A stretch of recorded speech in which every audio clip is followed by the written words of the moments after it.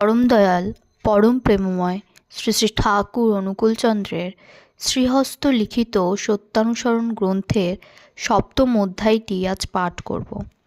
এই সপ্তম অধ্যায়টিতে ঠাকুর বলেছেন, যার উপর যা কিছু সব দাঁড়িয়ে আছে তাই ধর্ম, আর তিনি পরম পুরুষ।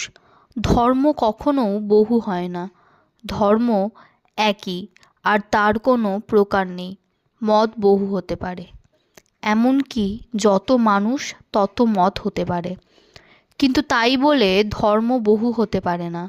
হিন্দু ধর্ম, মুসলমান ধর্ম, খ্রিস্টান ধর্ম, বৌদ্ধ ধর্ম ইত্যাদি কথা আমার মতে ভুল, বরং ওসবগুলি মত। কোনো মতের সঙ্গে কোনো মতের প্রকৃতপক্ষে কোনো বিরোধ নেই। ভাবের বিভিন্নতা, রকমফের একটাকেই নানা প্রকারে একরকম অনুভব। সব মতই সাধনা বিস্তারের জন্য, তবে তা নানা প্রকারে হতে পারে, আর যতটুকু বিস্তারে যা হয় তাই অনুভূতি, জ্ঞান, তাই ধর্ম অনুভূতির ওপর।